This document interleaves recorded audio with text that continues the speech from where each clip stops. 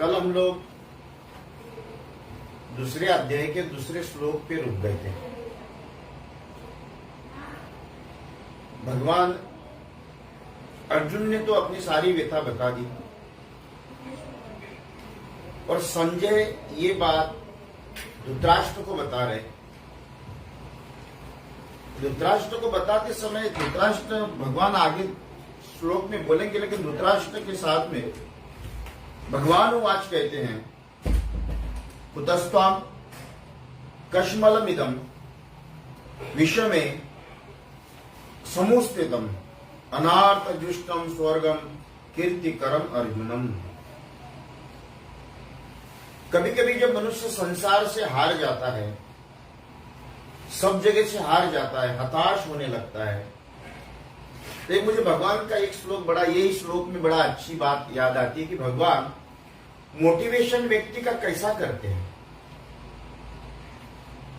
व्यक्ति क्या करता है कि जब सब हार जाता है तो समझाने वाला भी थक जाता है और उसको भी क्रोध आता है, लेकिन भगवान ने ऐसा नहीं किया। ये विवेकी पुरुष के लक्षण है कि सामने वाला कितना भी क्रोधित हो जाए तो उसके ऊपर प्रतिकार न करना। ये मैंने भगवान के दूसरे अध्याय के दूसरे श्लोक में मुझे समझ में आया कि भगवान वाकई में कितने अच्छे तरीके से समझा रहे। और उन्होंने, वो भगवान कहते हैं कि अर्जुन तुम ऐसे समय में, अरे विवेकी पुरुष के ये लक्षण नहीं है। अब शेर सामने आए और शेर सामने आने के बाद हाथ माथा पकड़ के रो रहे हो, अब क्या होगा, क्या ऐसा होगा, क्या करेगा, रोएगा, गाएगा। ये तो दुर्बल व्यक्ति के लक्षण है। सबल व्यक्ति के लक्षण क्या है कि उसमें से रास्ता कैसा निकाला जाए। अर्जुन सब अपने अपने लोग देखने के बाद उन सभी के साथ में उन्होंने कहा कि देख अर्जुन, अनार्थ जुष्टम स्वर्गम कीर्तिम करम अर्जुनम। अरे तुम तो वो व्यक्ति हो, स्वर्ग के देवताएं और गंधर्व जिनके शौर्य बल का गुणगान करते हैं, आपने उसके ऊपर विजय प्राप्त की है। कभी कभी जब वर्तमान में व्यक्ति हताश होने के बाद उसको भूतकाल की बातें साथ स्मरण दिलाकर अपने आप में वापस पुरुषार्थों को जगाना, ये एक अच्छी बात है।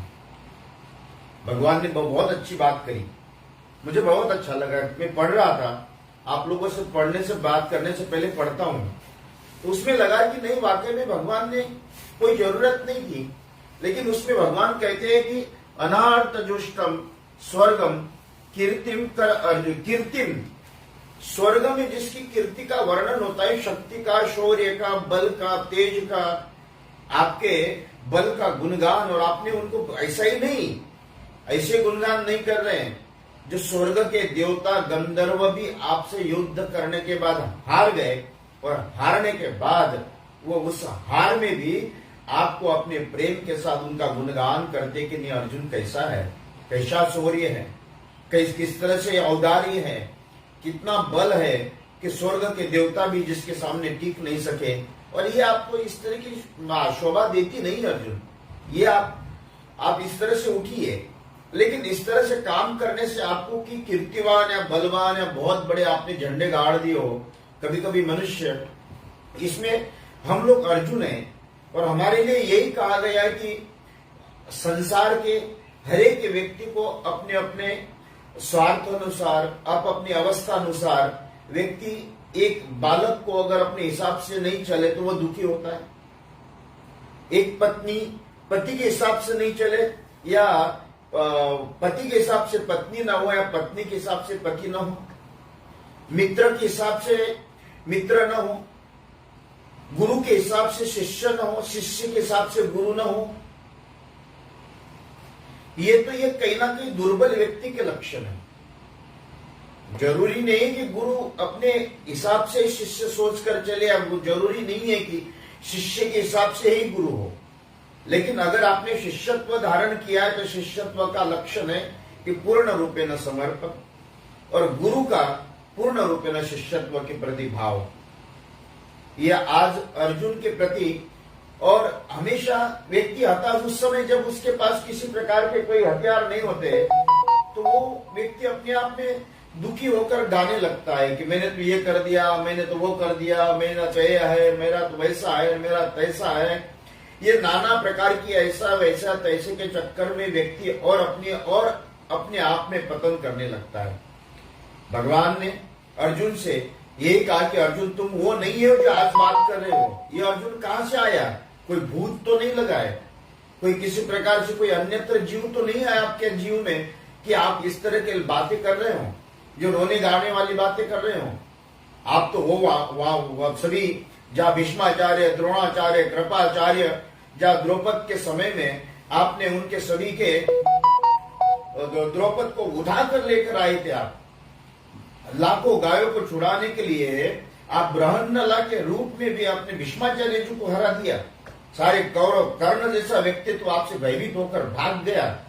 अर्जुन आप वो हो, और ये बातें करने वाला मेरा अर्जुन नहीं है। इसलिए भगवान क्या कहते हैं? भगवान ने कहा कुलस्त्वाम कश्मलमिदम विषमे समुपस्थितम अनार्थजुष्टम स्वर्गम कीर्तिम कर अर्जुनम। अर्जुन वापिस पुनरपि मैं चाहता हूं कि मेरे अर्जुन की कीर्ति स्वर्ग में ही नहीं, तीनों लोक में अर्जुन की कीर्ति गान हो।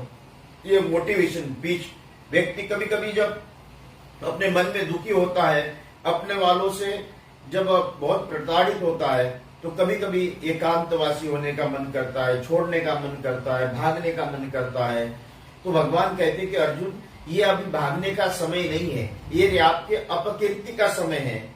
आगे भगवान कहते हैं क्लेब्यम मांसमम गम पार्थ नए तत्वोपपद्यते शुद्रम हृदय दौर्बल्यम त्यक्ते वितिष्ठम परम तपम। अर्जुन ये आप अपने जीवन में उस परमात्मा के शरण में रहते हुए अपने उस ईश्वर तत्व की ये दुर्बल हृदय वाली बातें मुझे शोभा नहीं देती। हाँ, कोई दूसरा व्यक्ति यहाँ इस जगह पे नकुल सहदेव कोई बात करता होता तो मैं मानता। यहाँ तक कि अगर युधिष्ठिर जी भी बोलते हैं तो युधिष्ठिर जी को भी मैं बात मानता।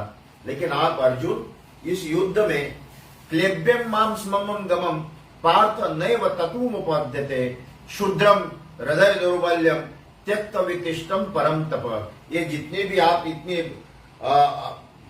विरोधाभासी बातें कर रहे हो, आपके जीवन में इस तरह की बातें शोभा नहीं देती है। ये हृदय दुर्बलता का परिणाम है, ये भयभीत होने का परिणाम है। इस तरह की बात आपके मुख से शोभा नहीं देती। अपनी हृदय दुर्बलता छोड़ दो। और कभी कभी संसार में, समाज में अगर कोई किसी ने अपने हाथ में कुछ विड़ा उठा लिया हो तो असफलता के भय से कभी घबराहट होने की जरूरत नहीं है। आपको खाली चलायमान रखने की जरूरत है। आप ये ऐसा है, वो ऐसा है, वो तैसा है, ये सुनते नहीं, समाज ऐसा है, इस तरह की बातों में कभी भी आपको नहीं जाना चाहिए। ये लेकिन अपने कर्म कभी भी नहीं छोड़ना चाहिए। ये भगवान अर्जुन को कहते हैं कि अर्जुन ये नहीं करना। शूद्रम हृदय दौर्बल्यम, ये शूद्र मतलब जाति वर्ण का शूद्र नहीं है। वर्ण की व्यवस्था शूद्रता की नहीं माना है। वर्ण की व्यवस्था, वो मुझे एक दृष्टांत याद आया। इंद्रादिक देव सुअर के पास आते हैं और सुअर को कहते कि चल भाई मैं तेरे ऊपर बहुत प्रसन्न हो गया हूं, तुझे मैं स्वर्ग रखना चाहता हूं। तो सुअर उस स्वर्ग के बारे में पूछते कि स्वर्ग में क्या क्या है। तो वो उन्होंने कहा कि ये है, अप्सरा है, गान है, संगीत है, नृत्य है, इतना सुख है, नाना प्रकार का सुख वर्णन करते करते कई घंटों उसका सुख का वर्णन किया। और वर्णन करने के बाद अंत में वो क्या कहता है, सुअर कहता है कि क्या महाराज वहां मल खाने के लिए मिलेगा। ये मनुष्य की हृदय दुर्बल लेता है। मनुष्य का जो स्वभाव होता है, उस स्वभाव के लिए अपने जीवन में सब कुछ सुख प्राप्त स्वर्ग में जाना है। आज अर्जुन भी उसी अवस्था में रहते हुए परमात्मा से कहा कि अर्जुन ये तुम्हारी ये शोभा, तुम्हारे मुख से इस तरह की बातें शोभा नहीं देती है। और इसलिए सबसे अच्छी बात क्या मैंने कभी अर्जुन बता, कभी बादलों ने सूर्य को निगल लिया। उस तरह का काम हो गया कि बादल कहते हैं कि मैं सूर्य को निगल जाऊंगा, नमक कहता है कि मैं पानी को पी जाऊंगा, समाप्त हो जाऊंगा। भेड़ कहता है, भेड़ को देखकर सिंह कहता है कि नहीं, मैं घबराहट, भेड़ को देखते हैं सिंह बाहर भागने लगता है। ये तुम इस तरह की हृदय दो, ये दुर्बलता है। शेर का काम है, चाहे वो कहते ना कि शेर घास से दोस्ती नहीं, भले भूखा रहे लेकिन घास नहीं खाता। अर्जुन, ये हृदय की दुर्बलता। अपने जीवन में भी कभी कभी हम लोग देखते हैं कि हमारे जीवन की कई प्रकार की समस्याएं आने के बाद व्यक्ति दुखी होता है। श्रोताओं, कई बच्चे पढ़ने से घबराहट होती है उसको, ये उसकी हृदय की दुर्बलता है। व्यापार में नहीं चलता है तो उसको देखकर रोने लगता है, ये उसकी दुर्बलता है। व्यक्ति कोई बात नहीं सुनता है, परिवार की नहीं मानता है तो उसके लिए रोते रोते, ये उसकी हृदय की दुर्बलता है। आखिरी में ये तो सोचना चाहिए, भगवान अर्जुन से कहते कि अर्जुन, आखिर में तुम्हारी इस तरह की बातें आप अपने अंतर मन में, मैं चाहता हूं कि आपका वो पुराना धैर्य कहां गया। मैं चाहता हूं कि अर्जुन, आप पुनरपि उसी धैर्य को प्राप्त करते हुए अपने मनोभाव को उसी जगह में आप थोड़ी शांति से सोचो कि आप जिसके लिए आप देखो, आपके पत्नी को पूरी सभा में वस्त्र हरण किया, इस कर्ण ने, दुर्योधन ने तुम्हारे पत्नी के लिए क्या क्या शब्द का उच्चारण नहीं किया। पूरी सभा के अंदर तुम्हें पांचों भाइयों के लिए क्या क्या शब्दों का उच्चारण नहीं किया, और किस छल कपट से तुमको हराकर 12 साल तक तुमको वनवास भोगना पड़ा, ये इन्हीं दुष्टों के कारण। और उन दुष्टता को देखकर तब जाकर अर्जुन, और आगे अर्जुन कहता है, अर्जुनोवाच, भगवान की इतना कहने के बाद भगवान से अर्जुन कहते, कथम भीष्मं शक्य द्रोणम च मधुसूदनम ईशुभि प्रति योत्स्यामि पूजार हार हरिवो सुदनम। क्या कहते हैं कि अर्जुन का शब्द, एक एक शब्द इतना अच्छा लगता है मुझे। अर्जुन कहते हैं कि हे गुरुदेव, ये शत्रुहंता, हे मधुसूदन, मैं किस तरह से, मैं दूसरा कोई अगर व्यक्ति, भले मुझे भगवान कोई भी मेरे सामने खड़ा कर दो, मैं उसके लिए अपना, क्योंकि मनुष्य दुनिया से लड़ सकता है लेकिन अपनों से नहीं लड़ सकता। जब अपने ही अपने सामने खड़े होता है तो व्यक्ति को सबसे बड़ा दुख होता है। अपने ही अपने के ऊपर उंगली उठाते हैं तो व्यक्ति दुख होता है। जिसके लिए इतना करने के बाद भी आज वही अर्जुन कहता है कि हे प्रभु, अब कुछ ही दिन पहले मैंने अपने बाणों का तीखापन कैसे कर सकते हैं, ये मैंने द्रोणाचार्य के शिकार उन्हीं के सामने वो बाणों का तीखापन करके मैंने अपने पास में रखे हैं, वो बाण मैं कैसे चलाऊं।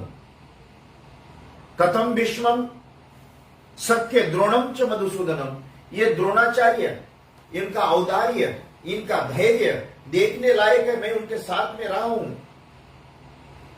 और उनका वध करना, क्या ये मुझे सिखाया है? मैं कोई भस्मासुर हूं? मैं अपने गुरु के ही ऊपर अपने आप में उनका पतन करा दूं, उनके लिए मार दूं? अर्जुन भी अपने जगह पे गलत नहीं था, लेकिन स्थान गलत था। भगवान का कहने का यही अर्थ था कि भाई अर्जुन, लेकिन फिर भी अर्जुन ने कई प्रकार से बातें करते हुए उन्होंने कहा कि मैं इस तरह का युद्ध नहीं चाहता हूं। और आगे अर्जुन आगे के श्लोक में कहते हैं, गुरु न हत्वा ही महानुभावान श्रेयो भोक्तु भैक्षम्प्य लोके हत्वार्थ कामास्तु गुरुरनिएव भुंजनियो भोगानुधि प्रदिग्धान। अर्जुन गलत नहीं था। उन्होंने कहा, अर्जुन कहते हैं कि गुरु न हत्वा। मैंने कई बार कहा, इस जगत में सबसे बड़ा तत्व अगर कोई है तो गुरु तत्व है। लेकिन उस गुरु तत्व की अनुभूति प्राप्त करने के लिए आपके जीवन में आखिरी में गुरु कौन है? गुरु कहाँ है, गुरु कैसे है। गुरु की भी कई कहते हैं कि सदगुरु, गुरु, परम गुरु, पारमेष्टि गुरु, परात्पर गुरु, इन सभी प्रकार के गुरु के वर्णन आते हैं। आजकल तो जहां देखो वहां निंदा करते, जहां देखो वहां मुंह देखी बातें करते हैं। किसी ने कहा कि ऐसा तो हंसकर टाल देते हैं। यहां तक कहा है कि गुरु गीता में अगर आप किसी गुरु की निंदा सुनते हो तो उसका मुंह नोच लो। अगर मुंह नोचने लायक नहीं तो वहां से स्थान छोड़कर चले जाओ। लेकिन आज अर्जुन कहते हैं गुरु न हत्वा ये महानुभावान श्रेयो भक्तु भक्षम पिय लोके। महाराज, इससे अच्छा तो गुरु को मारना अपने जीवन में, इससे बड़ा इस जगत में नरक जैसा पाप मेरे हाथों से आप करवा रहे हो। आपने मुझे पहले ये बुद्धि क्यों नहीं दी। अर्जुन भगवान कृष्ण पे उंगली उठा रहे, इस तरह का कार्य आप मेरे हाथों से करवा रहे हो। आपके सामने अगर ऐसा कोई खड़ा हो जाए तो आप क्या सोचोगे। महाराज, मैं इस तरह का युद्ध नहीं चाहता हूं, मुझे इस तरह का युद्ध नहीं करना है। और करना ही है तो मैं अपने आप में सन्यासी बन जाऊं। हत्वार्थ कामास्तु गुरु निश्चय भुंजियम भोगानु धीर प्रतिग्धान। ऐसे भोग भोगने से कोई मतलब नहीं है। मैं मेरे भीष्माचार्य, द्रोणाचार्य, इन सभी को मारकर, और मेरे जो आदरणीय पूजनीय हैं, जिन आंखें खोलने के बाद अभी तक जिनका चेहरा देखकर अपने जीवन की प्रसन्नता प्राप्त करी, आज उनका पतन करते हुए उनका मरण तक ले जाने का कार्य आप मेरे हाथों से करवा रहे। ये मुझे शोभा नहीं देती है और मेरा ये कार्य नहीं है। महाराज, आप इस तरह का बुद्धि मुझे प्रदान न करें। अर्जुन मुझे श्लोक के कई कई श्लोक का एक एक बड़ा अच्छी तरीके से उसका श्लोक लिखे हुए है। लेकिन उन्होंने कहा कि महाराज, ये बुद्धि मेरे अंदर आई क्यों। ये बुद्धि आने से पहले ही मेरी मृत्यु हो जानी चाहिए, और मेरे पास ये बुद्धि होने के बाद फिर भी अगर मैं शस्त्र उठाकर इनको मारता हूं तो इससे बड़ी मेरी कोई मूर्खता नहीं है। महाराज, मैं तो ये छोड़कर चला जा रहा हूं। आप देखो, आपका काम देखो, मुझे ऐसा युद्ध भी नहीं करना है जो भीष्माचार्य जी के सामने खड़े होकर, द्रोणाचार्य जी के सामने खड़े होकर, जिन्होंने मुझे तीर चलाना सिखाया है, जिन्होंने मुझे खीर खिलाई है, ऐसे व्यक्तियों के ऊपर अपने आप में शस्त्र चलाना, इससे बड़ी अज्ञानता और इससे बड़ा पाप इस जगत में कोई नहीं हो सकता है। इसलिए कहा कि गुरु न हत्वा। महाराज, ये श्लोक का अर्थ, और दूसरी बात उन्होंने और आगे छठा श्लोक कहते हैं, न चेत द्विध्या करतन्नो गर्यो यदा जमे यदि वानि जयशु याने न हत्वान जिजीविषांस्ते अवस्थितान प्रमुखे धात्राष्टान। ये हम भी नहीं जानते क्या क्या श्रेष्ठ है मेरे लिए, मेरे जीवन में क्या करना चाहिए, क्या नहीं करना चाहिए, किस मार्ग पे जाना चाहिए, किस मार्ग पे नहीं जाना चाहिए। हे नारायण, उनके जीतना या उनके द्वारा जीते जाना, यदि हम धृतराष्ट्र के पुत्र वध कर देते, जीवित भी रह की आवश्यकता भी, और उन्होंने कहा कि अगर इस तरह के युद्ध में मैं जीत भी लूं तो क्या प्राप्त कर लूंगा, इतना बड़ा साम्राज्य। अगर मैं मर भी जाऊंगा उसके बाद भी मेरा क्या होगा मैं नहीं जानता हूं। मेरे पांचों पांडव, मेरे भाइयों का मैं जानता हूं, इन लोगों ने मेरे साथ बहुत कुछ किया है, लेकिन हमको इस तरह का काम करना ये मेरा दायित्व नहीं है। महाराज, आप इस तरह का आगे बढ़ाने का काम मुझे न कराइए। ये भगवान कृष्ण से अर्जुन कहते हैं, और उस अर्जुन, उस परात्पर परमात्मा को ध्यान में रखते हुए कार्पण्य दोषोपहत स्वभावा पृच्छामि ताम धर्म समूढ़ चेता यतश्रयम सात निरंति निश्चितम ब्रूमि तस्मै शिष्यत्यहं शादि माम ताम प्रपन्नम। अब अभी तक पहले अध्याय के और दूसरे अध्याय के 6 श्लोक तक अर्जुन ने पूरा अपना ज्ञान झाड़ दिया।